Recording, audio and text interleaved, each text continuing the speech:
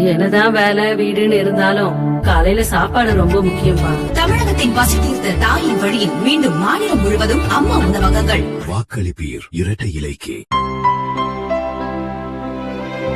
இனிமே கண்ணை மூடிட்டு கடலை எண்ணெய் வாங்கலாம். ஏன்னா மந்த்ரா கடலை எண்ணெய் இதயத்தின் தயாரிப்பு. வறுக்க பொரிக்க ஏன் எல்லா சமையலுக்கும் மந்த்ரா தான். மந்த்ரா கடலை எண்ணெய் அபார ருசி, ஆரோக்கியமான உடல் நலம்.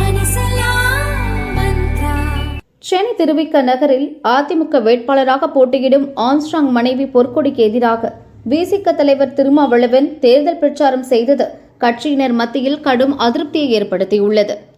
புரட்சி பாரதம் கட்சி தலைவர் பூவை ஜெகன்மூர்த்தி வேலூர் மாவட்டம் கேவிக்குப்பம் தொகுதியில் அதிமுக கூட்டணியில் இரட்டை இலை சின்னத்தில் போட்டியிடுகிறார்.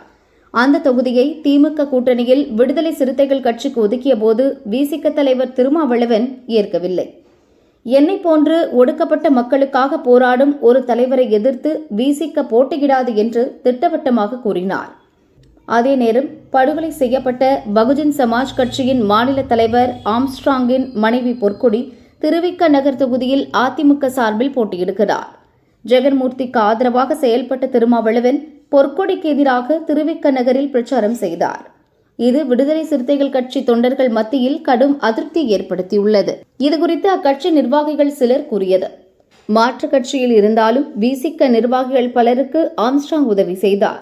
அதனால் அவர் மறைந்தாலும் அவர் குடும்பத்தினர் மீது விசிகவினர் மரியாதை வைத்துள்ளனர். ஆம்ஸ்ட்ராங் மனைவி பொற்கொடி தனி கட்சி ஆரம்பித்து இரட்டை இலை சின்னத்தில் போட்டியிட்டாலும் திருமாவளவன் வாழ்த்து தெரிவித்தார். எனவே அவர் பொற்கொடிக்கு எதிராக பிரச்சாரம் செய்ய மாட்டார் என்றுதான் நாங்கள் எல்லோருமே எதிர்பார்த்தோம். ஆனால் பொற்கொடிக்கு எதிராக இப்போது திருமாவளவன் பிரச்சாரம் செய்துள்ளார். திருமாவின் செயல் விசிகவினருக்கு நெருடலை ஏற்படுத்தியுள்ளது என்றனர்.